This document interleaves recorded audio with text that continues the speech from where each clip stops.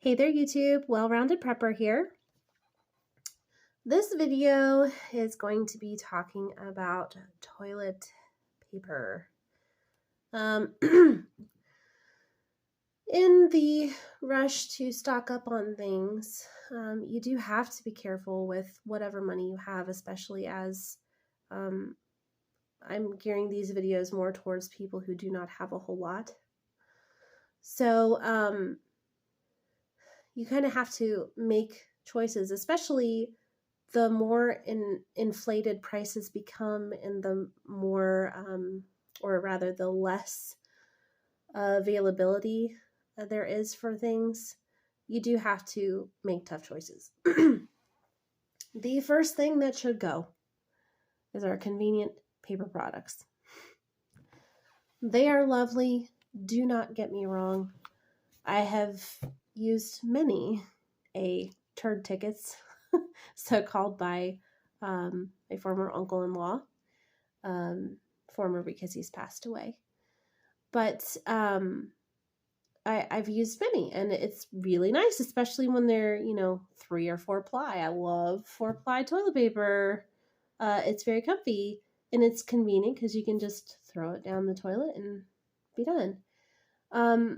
But during the pandemic, during like the early days of the pandemic, when everybody was like, for whatever reason, hoarding toilet paper, I did not understand that, because you can't eat it, or well, you can, but it's not going to have any nutritional value. But when people were fighting over toilet paper, I think that was just a prime example of what happens to us humans when we are afraid. We do not make sense. We become irrational, and the minute that we see somebody else hoarding something, we go and hoard the same thing, and somebody else sees us, they do the same thing. And I think that's it was just a cascade effect. But this is what I did during that time. So I still have this, and I'm actually going to be using it again probably, because toilet paper, as much as I enjoy it, just is not high up on my priority list. I would much rather have food, would much rather use my money for food or for water filtration than toilet paper. So that's going to be the first thing to go in our household. So everybody has t-shirts. Everybody has clothes. In fact, here in America, statistically, most people in America have an overabundance of clothing, whereas people in poorer countries tend to only have like 1 or 2 outfits, maybe. So we have an abundance of clothing. And if you don't, I'm sure that you can find something and cut it up. It makes perfectly good toilet paper. I will say it feels a little different on the hiney. It's a different texture, and it may or may not be quite as quick to absorb, but it works just fine. I pretty much just use this for urine, for number 1. Number 2's, if we get down to brass tacks, if we have toilet paper, I will just switch to using cloth 100% for urine, and then use up the toilet paper slowly for number 2. When we run out of toilet paper for number 2, and we don't have any napkins or anything stored up from like fast food restaurants or whatever, if we really don't have any other paper products, then I will use this. I will use fabric, and if I have to, I will wash it out. There are ways to sanitize, and I would strongly encourage sanitization.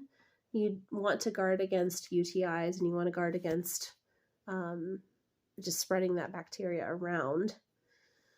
So when I was using this regularly because of the pandemic, and because we did, I wanted to conserve our toilet paper. We had a lot. I wanted to conserve it. I just went to using this for number 1 and toilet paper for number 2.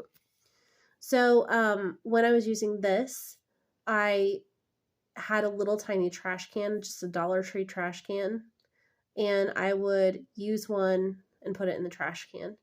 And then when I had enough, I would soak them in some hot water with a little bit of bleach, and then I would put them in the wash and launder them. If I get to the point where I'm using this for number 1 and number 2, I'm going to have a separate bag for number 2 if I'm going to keep it and reuse it. But we do honestly have just a lot of clothing that could easily be cut up. Like we don't need to have as many shirts as we have. We can make it with less. So if I had to, I would do that. But it's the same thing that they did with cloth diapers, honestly, like, and they still actually many people do, is when you have a poopy diaper, you rinse it out. You don't just throw the thing away. So definitely rinsing it is key. And I think that one thing you can do, depending on the consistency of the number 2, is you can always, in a quote-unquote fresh bowl of toilet water, kind of dip it down in there and flush the toilet. That's one way of handling it.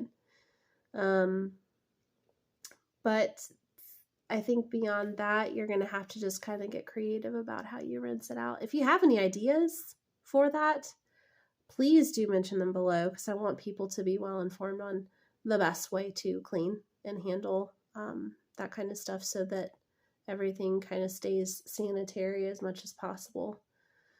But yep, this is what I did. You see 3 different shirts right there, 3 different fabrics that I thought, that'll feel nice. And I cut those up. They're not pretty. They're not perfectly cut. I started off trying to perfectly cut them, and then I just got sick of that and just decided to just shred them, basically.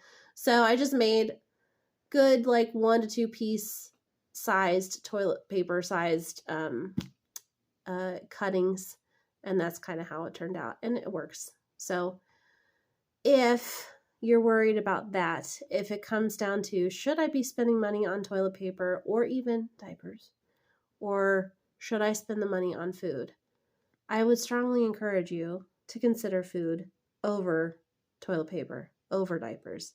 There are all sorts of ways around using the disposable paper products that we use. So they're a blessing. Enjoy them while you have them. Stock up on what you can, but be prepared to make changes, and maybe consider going ahead and making some of those changes now. So with that, Well-Rounded Prepper is out. I hope you guys all have a wonderful, blessed day. Take care.